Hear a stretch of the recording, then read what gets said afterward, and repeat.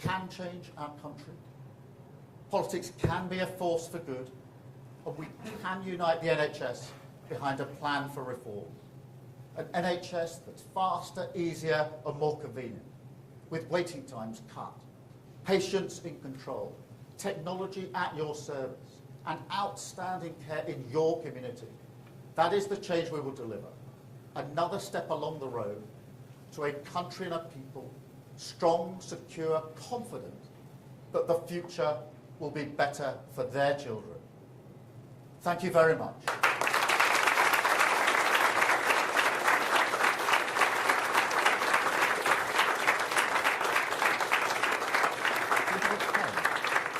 Now, I am going to spend some time talking to all of you. That's what I'm going to do almost next. But before I do that, I'm just going to take some questions from the media. So if you'll forgive me, we'll deal with that and then we'll spend more time talking through the brilliant work that you're doing here. But let me turn then to the media, if I may. I've got Hugh Pym, I think, from BBC. Yeah, Hugh. Thank you very much, Prime Minister. In opposition, Labour said it would hit more than one NHS target over the course of a parliament. Now you are focusing on one planned treatment. Where does that leave A&E? Is it being downplayed? And a second part to my question, if I may, do you have any reaction, Prime Minister, to a post by Elon Musk this morning suggesting that America should liberate Britain from a tyrannical government? Let me deal with the health question, because it's really important. Look, we have got to get these waiting lists down, and we made a manifesto commitment to do so. And the important thing about the plan we've launched today is that it's the end of the 7.5 million on lists, on open pathways on the list, but it's also a plan that's been agreed by the NHS. So this is not talking about what we will do or what we can do. It's been talked through, agreed and signed off by the NHS. So this is an action plan for that. What I don't accept, that because we're doing that, then we can't do the other things we need to do on other standards. And I will never accept that prioritising waiting lists must come at the expense of the other things that the NHS must do, whether it's A&E, whether it's cancer and heart cases as well. So, you know, we can walk and chew gum here, and we're going to do that. The fact that we've got a plan in action today does not mean we're not going to do the other things. We will, of course, be publishing our 10-year plan for the NHS in due course, but thank you very much in relation to that. I don't really have any comment on the particular comment that was made this morning by Musk. Thank you. Can I come to you, Beth, please? Thank you, Prime Minister. You just spoke, it's Beth Rigby, Sky News. You just spoke about private care going into the NHS. Some people watching might be worried about backdoor privatisation of the NHS. You talked about it being a partnership. Is this then a project that you will continue until you have cleared the backlog, or is this perhaps a permanent innovation? And on Elon Musk, I do need to ask you this. He called your safeguarding minister, Jess Phillips, an evil witch, a rape genocide apologist who should be put in jail. Does that sort of abuse of a minister make you feel angry, and what is your response to that? Thank you. Thank you, Beth. Let me address both of those. Firstly, look, an element of private sector support for the NHS has been there for a very, very long time. This is not new. And clearly we need to make best use of it. The agreement that we've signed today is to make sure we can do it better, so that it's not just the sort of cherry picking of cases, it's a more comprehensive use, which will allow us to get the waiting lists down. Of course, the priority today is waiting lists, but I'm not ideological about this. Where there's capacity that can be used that will help us deliver in the NHS, then we will continue with that partnership. On the question of Elon Musk, look, I think most people are more interested in what's going to happen to the NHS, frankly, than what's happening on Twitter. But you asked me a really important question that's been in the news for the last few days. I am going to, with permission, just answer it quite fully, because it is a really important set of issues. And let me start with this. Child sexual exploitation is utterly sickening, utterly sickening. And for many, many years, too many victims have been completely let down let down by perverse ideas about community relations, or by the idea that institutions must be protected above all else. And they've not been listened to, and they've not been heard. And when I was chief prosecutor for 5 years, I tackled that head on, because I could see what was happening. And that's why I reopened cases that had been closed and supposedly finished. I brought the first major prosecution of an Asian grooming gang. In the particular case, it was in Rochdale, but it was the first of its kind. There were many that then followed that format. I changed the whole prosecution approach because I wanted to challenge, and did challenge, the myths and stereotypes that were stopping those victims being heard. So we changed the entire approach, not without criticism at the time, I might add. And when I left office, we had the highest number of child sexual abuse cases being prosecuted on record. Now, that record is not secret. As a public servant, it's there for all of you or everybody to see. I also called for mandatory reporting of child sexual abuse. I called for that a decade ago. The Tories did nothing about that for those 10 long years, including when the J report came out nearly 3 years ago now. Central plank, mandatory reporting, still hasn't been done. We're going to do it. But let's just to bring it in closer, and I will answer your Jess Phillips in particular. Because those that are spreading lies and misinformation as far and as wide as possible, they're not interested in victims. They're interested in themselves. Those who are cheerleading Tommy Robinson are interested in justice. They're supporting a man who went to prison for nearly collapsing a grooming case, a gang grooming case. These are people who are trying to get some kind of vicarious thrill from street violence that people like Tommy Robinson promote. And those attacking Jess Phillips, who I'm proud to call a colleague and a friend, not protecting victims. Jess Phillips has done 1,000 times more than they've even dreamt about when it comes to protecting victims of sexual abuse throughout her entire career. And so just as I took on the criminal justice system and the institutions when I was chief prosecutor, I'm prepared to call out this for what it is. We've seen this playbook many times, whipping up of intimidation and threats of violence, hoping that the media will amplify it. Now, Jess Phillips does not need me or anybody else to speak on her behalf. But when the poison of the far right leads to serious threats to Jess Phillips and others, then in my book, a line has been crossed. I enjoy the cut and thrust of politics, the robust debate that we must have, but that's got to be based on facts and truth, not on lies. Not on those who are so desperate for attention that they're prepared to debase themselves and their country. So this government will get on with the job of protecting victims, including child sexual abuse, mandatory reporting, accelerating the processes. But what I won't tolerate is this discussion and debate based on lies without calling it out.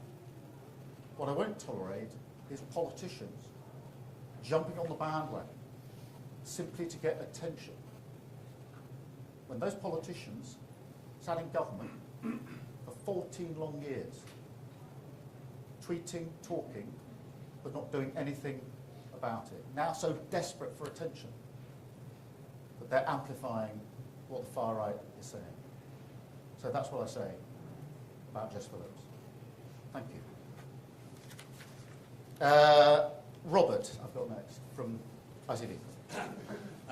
Prime Minister, I've been speaking to NHS leaders over the weekend, and they are worried they don't have the capacity, the people, to deliver on your ambitious targets to reduce waiting lists. Will this new agreement with the private sector provide enough capacity, or will they have to recruit more people, and in the short term, will those people come from abroad? And forgive me for going back on Musk's attacks. You've described what he has been alleging as lies against Jess Phillips. This morning, he said you should be in prison. You're a lawyer. That sounds libelous. Will you take legal action against him? On the question of staffing and resources, of course, there's always a challenge on staffing and resources, and that's why it's important that we've got the workplace plan coming on board for more resources and more staff, while we put resource in at the budget. But let me be clear, the agreement with the private sector we signed this morning is not in some kind of substitution or an alternative to the mainstream work with the NHS, of course. But through reform and efficiencies, we can make a material difference. It is worth, if you have time, I mean this in the proper sense, to talk to some of the staff here, because they've talked me through this morning some of the innovations that they've gone through. They're cutting time the whole time. They're getting through many, many appointments here. The way they're processing the cases, this has all come from them.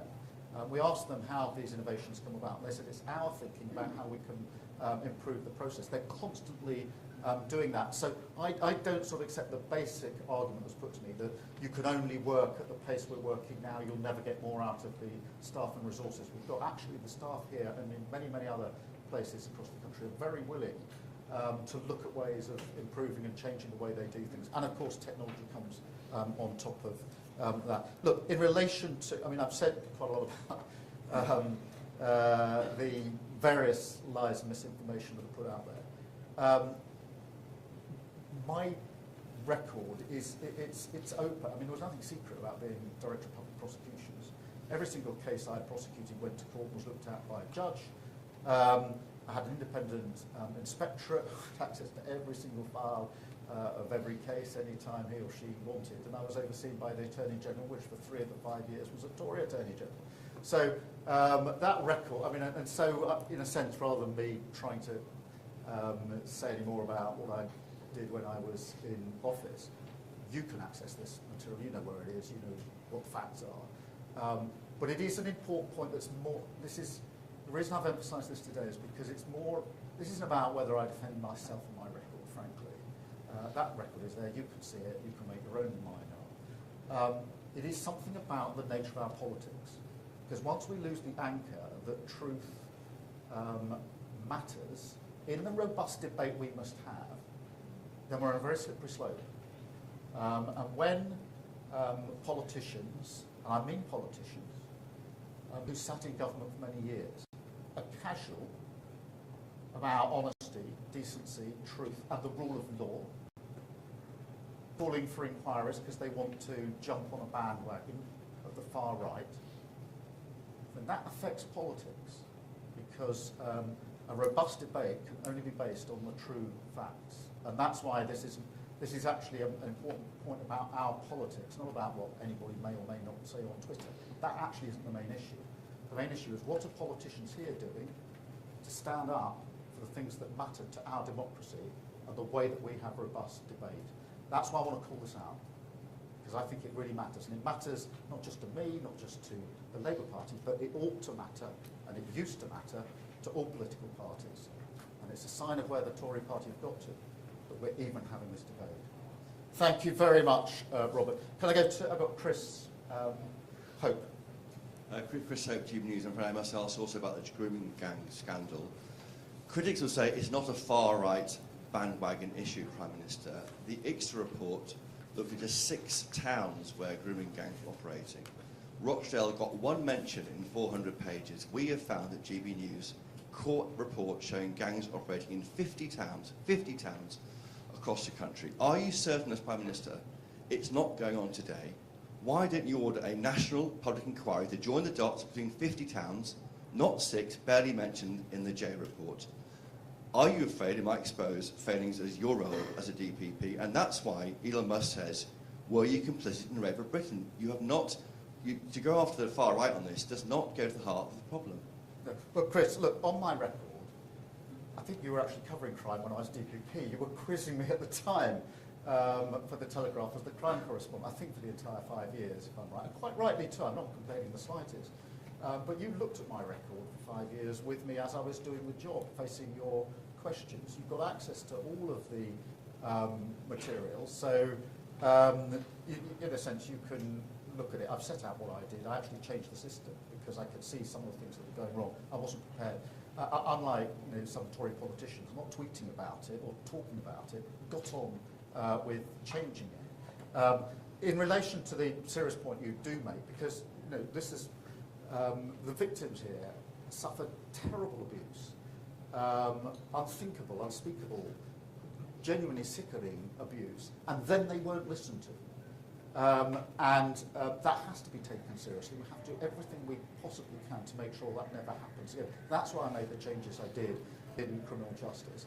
Among the reasons I came into politics was because I felt that it couldn't all be done within the criminal justice sphere alone. It had to be done more broadly. On the question of this sort of call for an ever-increasing number of reviews, there have been a lot of reviews, including localised reviews. Including into Oldham, for example, the Mayor of Manchester did his review, and the J report was intended to look at the different types of exploitation that went on. It was a comprehensive review. What Professor J said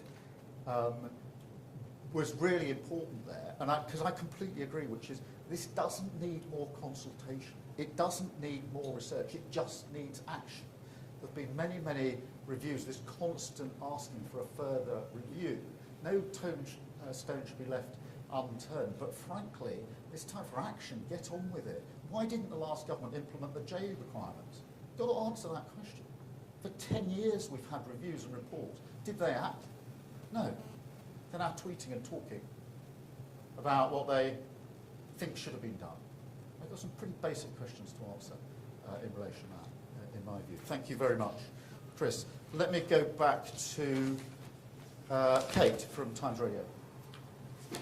Thank you, Prime Minister. Kate McCann at Times Radio. You've just said there that on a separate issue we've had 10 years of reviews and commissions and looking at a question, and now is the time for action. In your speech just now, you said you don't believe in ducking reform, yet despite calling social care an urgent need in the general election campaign, you've just announced another review which won't report until 2028 fully. Will you bring that date forward now? And will you give those in the social care sector the protection from the national insurance increases while they wait for your report?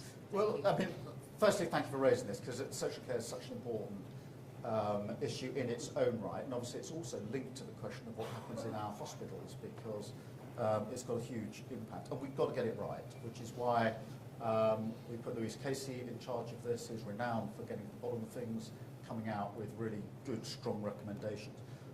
And I want to build a consensus. I genuinely want a cross-party consensus, because if this is going to work and make a material difference, it's got to last through different parliaments.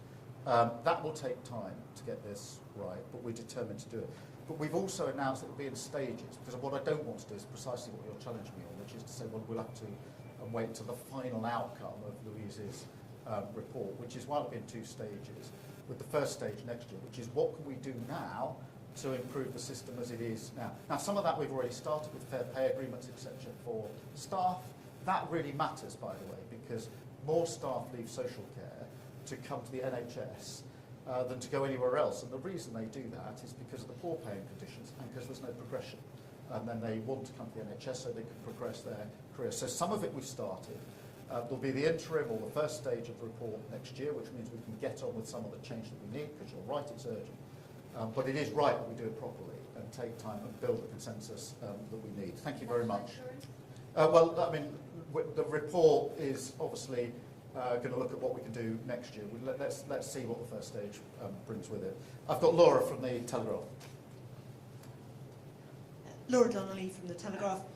Prime Minister, you've talked about reforming the NHS from top to bottom, but a number of the policies that you've outlined, the surgical hubs, the community diagnostic centres, and the expansion of use of the private sector are familiar because they were introduced under the last government.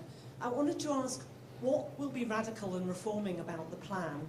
And also, can you enlarge on what the private sector is and what you think the chances of avoiding a winter crisis this time next year? Yeah, well, let me take that head on. I mean, the first and obvious difference is the staff are now on the front line, not the picket line. And therefore, they're in the operating theatres getting on with the job that they want to do. That was an impasse we've had for far too long under the last government. When it comes to things like diagnostic centres, we want to go further and faster, so have more of them and have them operating, as I said out a moment ago, 7 days a week, 12 hours a day, making much more use of technology and AI. And the fact that within the first 6 months of a Labour government, you've got a signed agreement with the NHS about the change we need, that's a material difference. That's what you get by working together with partners to deliver in the national interest. I'm not here saying to the NHS, you must do this, please respond. I'm here saying, look, we've worked on this for 6 months, now it's signed, it's agreed, it's signed off, we're going to do this. So that is a material change in the whole way that we've gone about reform, etc. On the private sector, we can give you more details afterwards, but the broad issue is really to make sure that the capacity we're able to use for the private sector is more comprehensive, is in areas which aren't necessarily or usually covered by these agreements, which sometimes can be the sort of easiest operations, if you like, put through the private sector. We want to broaden that to make better use of the capacity that is there. But we can provide you with more details of that, of the actual agreement afterwards. Thank you very much. And going into crisis next year, what do you think the chances of that? Well, we're working at pace on this. We inherited a pretty broken NHS. I think many of us, or if you across the country ask people, they would say we love the NHS. They've got brilliant staff, and they're absolutely right about that. But people know that it was broken by the last government, so we're working at pace to mend that. There will be pressures this year, of course there will. But the point of the 10-year plan, the point of reform, the point of taking some of the pressure off through waiting lists is to make sure we can manage that crisis through this winter and alleviate as we go forward. But we inherited, as with so many other areas, we inherited a real mess from the last government. Thank you. I've got Max from the Times. Thank you, Prime Minister.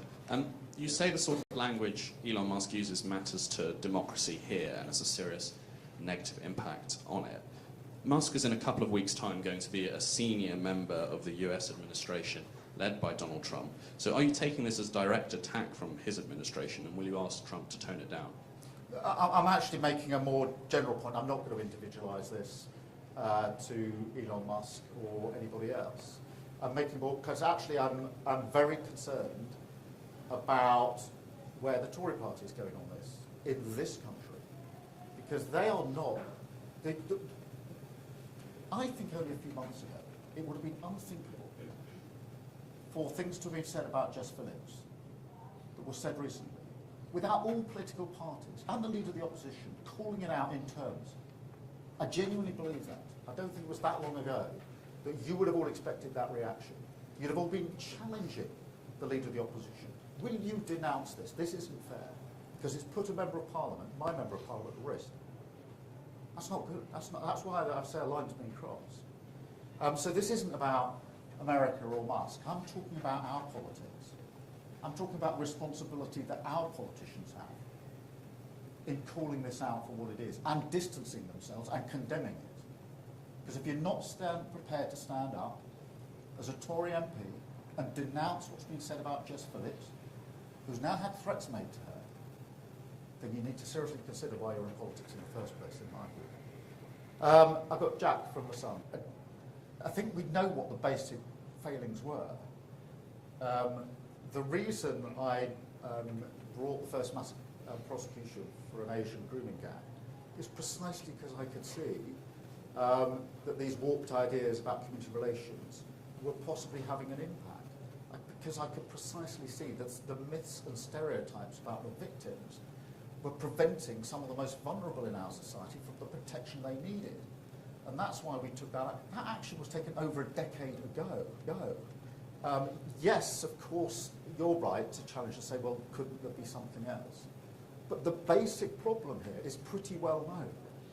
It was pretty obvious. That's why I did what I did in the Crown Prosecution Service, because I could see what the problem was.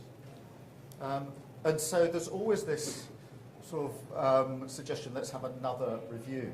I think Professor Jay, I mean, she did look at this for a very long time. You could sense a slight impatience on her behalf, which is say, look, just get on with the things that have there were, what is it, 20-something recommendations in the J report. None of them have been fully implemented yet.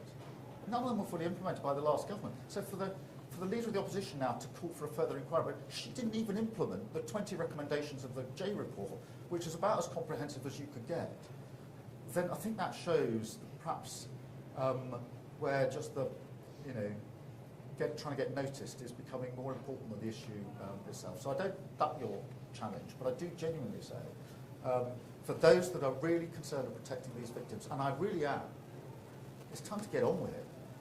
And implement all the recommendations so far, and you'll make a material difference to the lives of very, very many victims. And that's why I think Professor Jay said, you know, let's just get on with what we've got. And I think there's an element of truth in that. I'm not closing my mind. If you or others put specific allegations or issues to us, then we will faithfully deal with them, absolutely rightly. I'm absolutely not prepared to have this, you know, pushed under the carpet. But I'm slightly impatient with people who just say, do another review, when they haven't got on with implementing the very many reviews. There's 7 pretty big reviews. There's been lots of localised reviews, no end of reviews. It's time for people to take the action. That's why I did what I did as DPP. That's why I'm going to do what I need to do as Prime Minister. Thank you, Gav. I got Claire from the Daily Mail. Thank you, Sir Keir. You vowed to restore trust and integrity to politics. So do you think it's time that your anti-corruption minister comes clean about her use of homes linked to her aunt's regime? And do you have full confidence in her?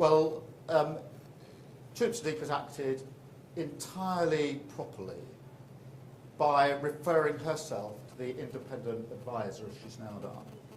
And that's why we brought in being the new code. It's to allow ministers to ask the advisor to establish the facts. And yes, I've got confidence in her, and that's the process that will now be happening. Thank you very much. I've got Sophie from the Mirror.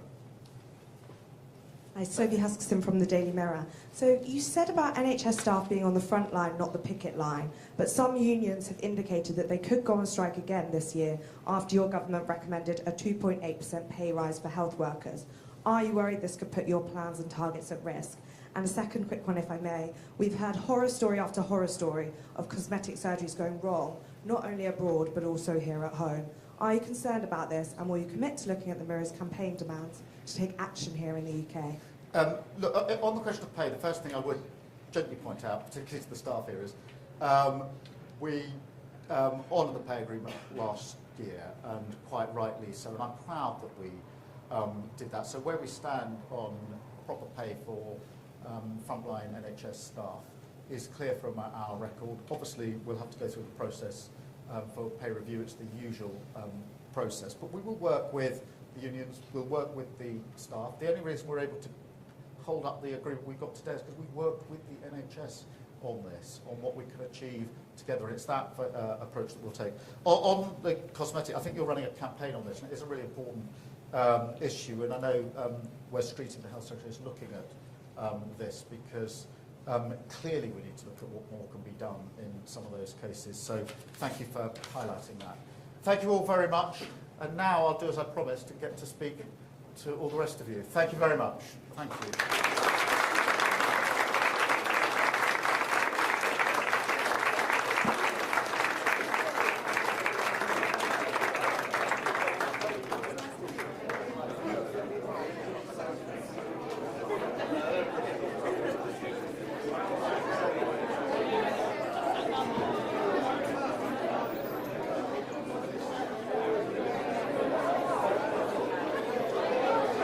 Iona.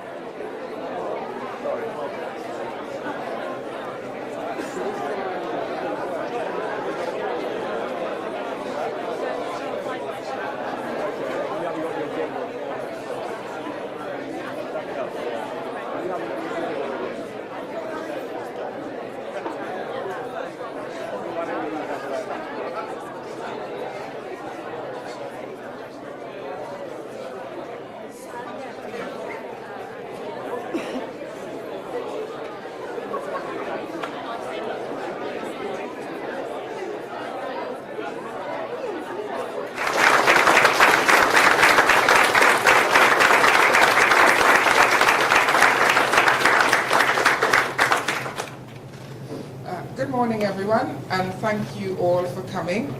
We are delighted to welcome our Prime Minister to the South West London Elective Orthopaedic Centre today. The Prime Minister has just been on a tour of the centre, and he is keen to speak to you all. So I'll hand right over.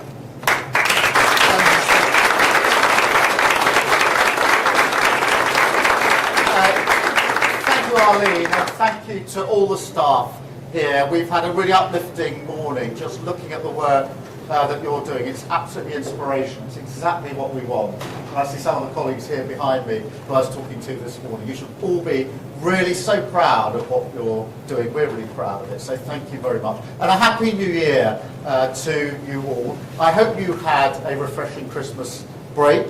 I do recognise and realise that for many people in the NHS, the words Christmas and break don't very often actually go very well together. So before I say anything else, can I just say to all of you, and through you to all your colleagues who work in the NHS, thank you. Thank you to your service to our country and for the countless lives that you save and change every single day. A massive thank you to you.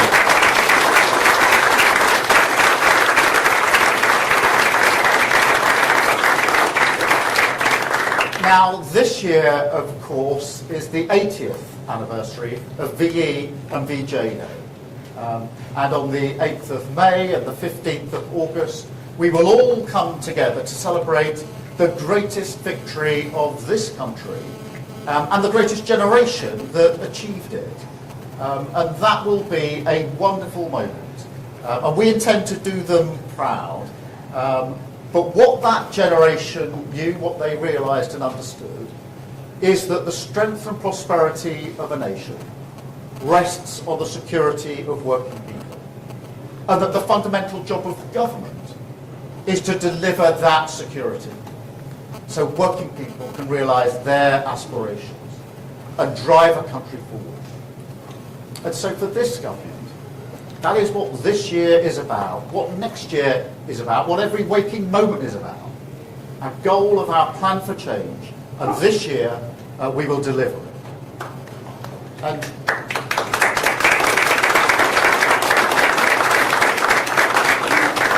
And let me tell you, there's no institution more important for the security of our country than the National Health Service, built by that generation 8 decades ago now.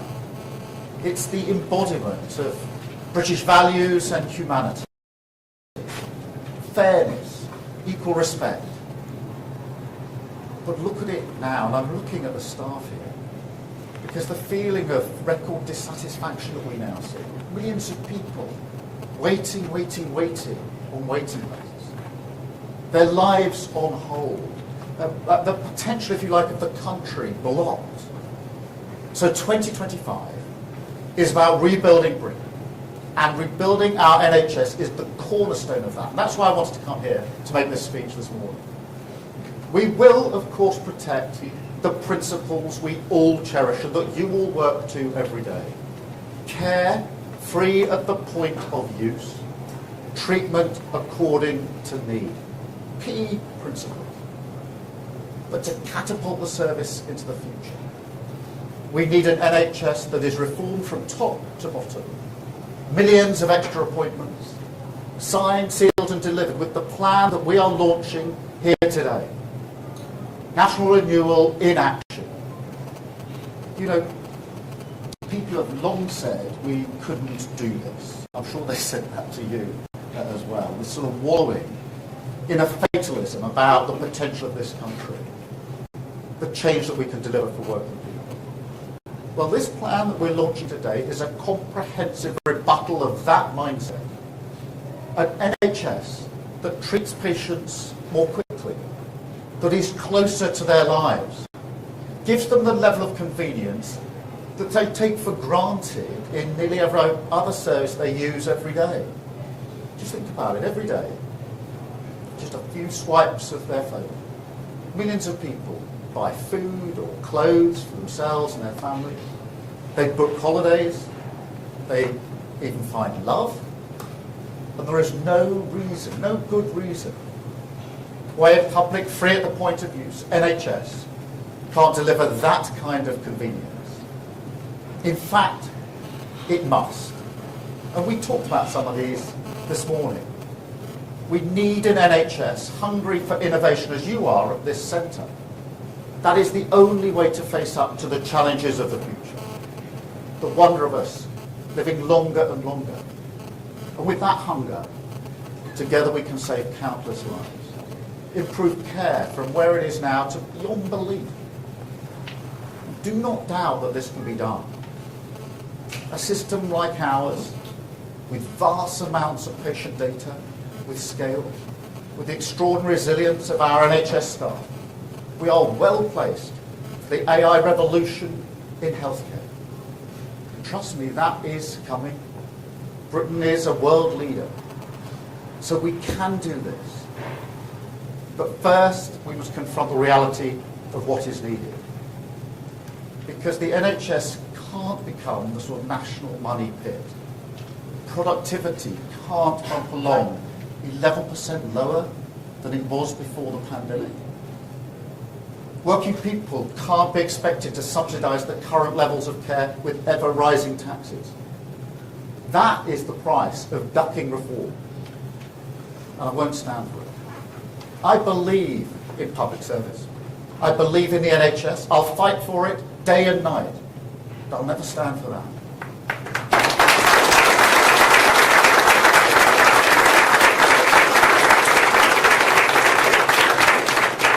And look, as many of you will know, and as we talked about this morning, my wife, my sister, my mum, they all worked or work for the NHS. And as you know, nobody who works in the NHS does it for an easy life.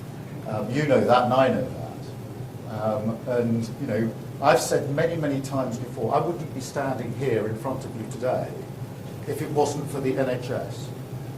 Because my mum had Still's disease. She was diagnosed when she was 11. And one of the things she was told is she would never be able to have children. Well, the NHS never gave up on her.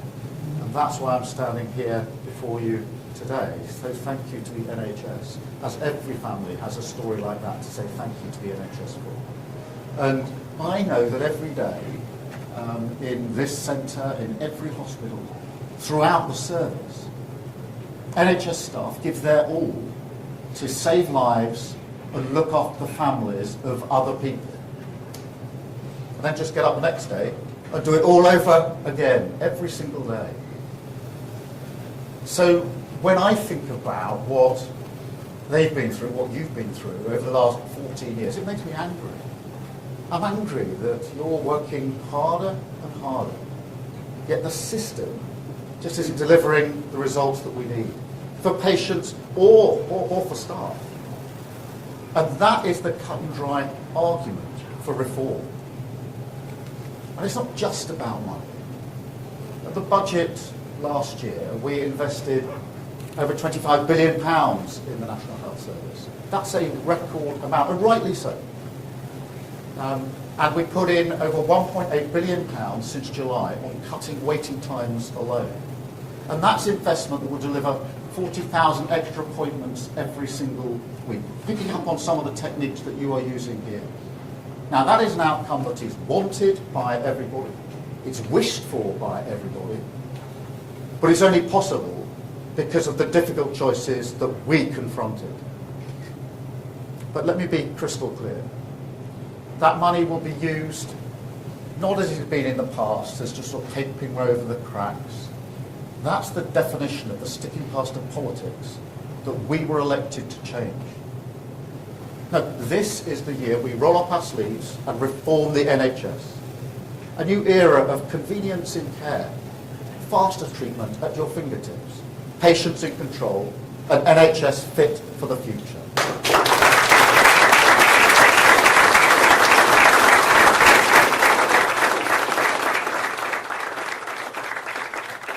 It's not just about giving patients greater flexibility over appointments, although that's really important, and you're doing that here, as I saw this morning, or leveraging the power of the NHS app. And we're going to do that. But there's a bigger principle here. It's about unlocking the huge untapped potential if we organise services around patient control. And you can see this really clearly in Martha's rule, which was really important. It's about a shift in the balance of power away from a sort of passive deference to doctors and towards patients being able to get that second opinion and play a greater role in deciding their care and their treatment. And the early results of Martha's rule are in. Lives of some of the sickest patients in our care transformed, extended and saved. And so it's a rule that's now being recognised as potentially groundbreaking in its innovation. So look, across the NHS, we will put patients in control of their care.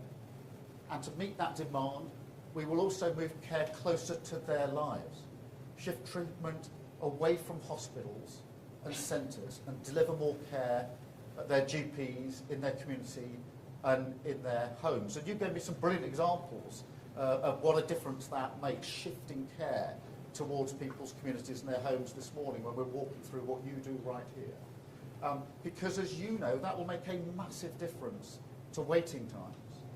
If we can get more GPs consulting immediately with specialists, diagnosing even more quickly, then we'll avoid an extra 800,000 unnecessary referrals and appointments every single year. Another game changer, community diagnostic centres. We will open them, more of them, and it'll be 7 days a week, 12 hours a day.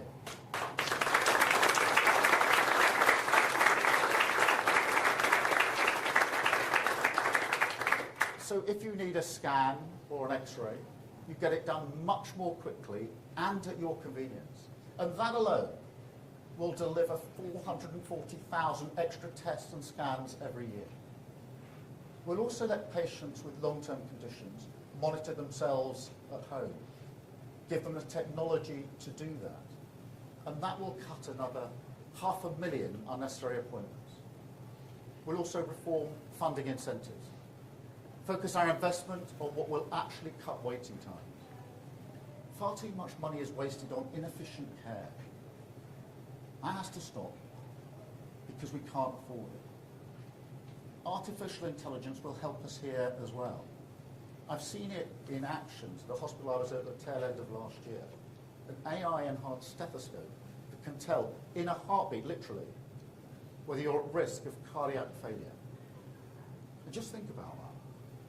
That's a patient saved in an instant from a possible future that they may have had, where they might collapse, possibly more than once, where they'd be rushed on trolleys into A&E, into acute services. All of that avoided because AI was able to pick it up much earlier. Think of the impact, not just on the individual patient, the person that might happen to, and of course their family, but also on the NHS. Because artificial intelligence is a technology with almost unlimited power to cut waste, speed things up, and save lives. And with this plan, the NHS will harness it properly. And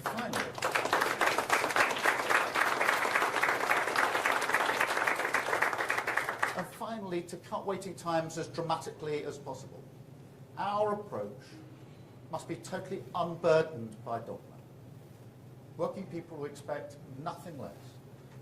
So today, I welcome a new agreement that will expand the relationship between the NHS and the private healthcare sector, make the spaces, the facilities and resources of private hospitals more readily available to the NHS.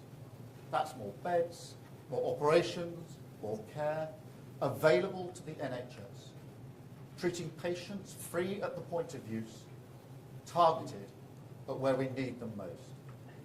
A partnership in the national interest, cutting waiting times, working for you, delivering our plan for change.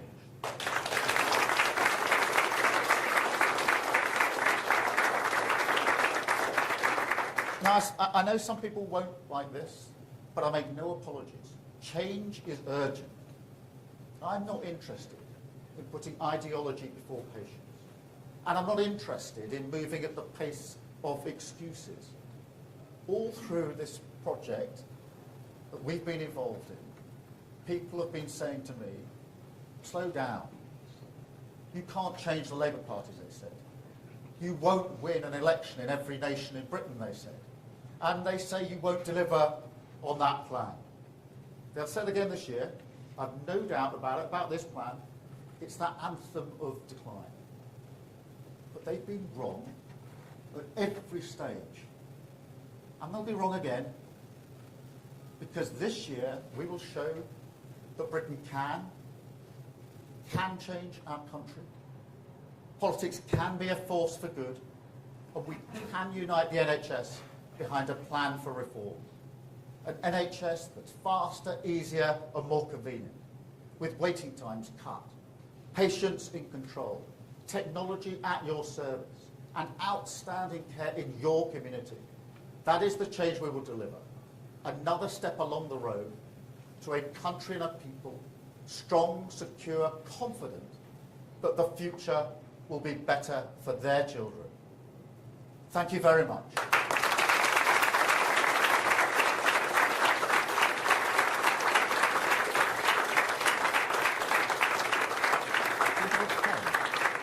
Now, I am going to spend some time talking to all of you. That's what I'm going to do almost next. But before I do that, I'm just going to take some questions from the media. So if you'll forgive me, we'll deal with that, and then we'll spend more time talking through the brilliant work that you're doing here. But let me turn then to the media, if I may. I've got Hugh Pym, I think, from the BBC. Hugh. Thank you very much, Prime Minister. In opposition, Labour said it would hit more than one NHS target over the course of a parliament. Now you are focusing on one planned treatment. Where does that leave A&E? Is it being downplayed? And a second part to my question, if I may, do you have any reaction, Prime Minister, to a post by Elon Musk this morning suggesting that America should liberate Britain from a tyrannical government? Let me deal with the health crunch, because it's really important. Look, we have got to get these waiting lists down, and we made a manifesto commitment to do so. And the important thing about the plan we've launched today is that it's the end of the 7.5 million on lists, on open pathways on the list, but it's also a plan that's been agreed by the NHS. So this is not talking about what we will do or what we can do. It's been talked through, agreed and signed off by the NHS. So this is an action plan for that. What I don't accept, that because we're doing that, then we can't do the other things we need to do on other standards. And I will never accept that prioritising waiting lists must come at the expense of the other things that the NHS must do, whether it's A&E, whether it's cancer and heart cases as well. So, you know, we can walk and chew gum here, and we're going to do that. The fact that we've got a plan in action today does not mean we're not going to do the other things. We will, of course, be publishing our 10-year plan for the NHS in due course, but thank you very much in relation to that. I don't really have any comment on the particular comment that was made this morning by Musk. Thank you. Can I come to you, Beth, please? Thank you, Prime Minister. You just spoke, it's Beth Rigby, Sky News. You just spoke about private care going into the NHS. Some people watching might be worried about backdoor privatisation of the NHS. You talked about it being a partnership. Is this then a project that you will continue until you have cleared the backlog, or is this perhaps a permanent innovation? And on Elon Musk, I do need to ask you this. He called your safeguarding minister, Jess Phillips, an evil witch, a rape genocide apologist who should be put in jail. Does that sort of abuse of a minister make you feel angry, and what is your response to that? Thank you. Thank you, Beth. Let me address both of those. Firstly, look, an element of private sector support for the NHS has been there for a very, very long time. This is not new. And clearly we need to make best use of it. The agreement that we've signed today is to make sure we can do it better, so that it's not just the sort of cherry picking of cases, it's a more comprehensive use, which will allow us to get the waiting lists down. Of course, the priority today is waiting lists, but I'm not ideological about this. Where there's capacity that can be used that will help us deliver in the NHS, then we will continue with that partnership. On the question of Elon Musk, look, I think most people are more interested in what's going to happen to the NHS, frankly, than what's happening on Twitter. But you asked me a really important question that's been in the news for the last few days. I am going to, with permission, just answer it quite fully, because it is a really important set of issues. And let me start with this. Child sexual exploitation is utterly sickening, utterly sickening. And for many, many years, too many victims have been completely let down by perverse ideas about community relations, or by the idea that institutions must be protected above all else. And they've not been listened to, and they've not been heard. And when I was chief prosecutor for 5 years, I tackled that head on, because I could see what was happening. And that's why I reopened cases that had been closed and supposedly finished. I brought the first major prosecution of an Asian grooming gang. In the particular case, it was in Rochdale, but it was the first of its kind. There were many that then followed that format. We changed, or I changed the whole prosecution approach, because I wanted to challenge, and did challenge, the myths and stereotypes that were stopping those victims being heard. So we changed the entire approach, not without criticism at the time, I might add. And when I left office, we had the highest number of child sexual abuse cases being prosecuted on record. Now, that record is not secret. As a public servant, it's there for all of you or everybody to see. I also call for mandatory reporting of child sexual abuse. I call for that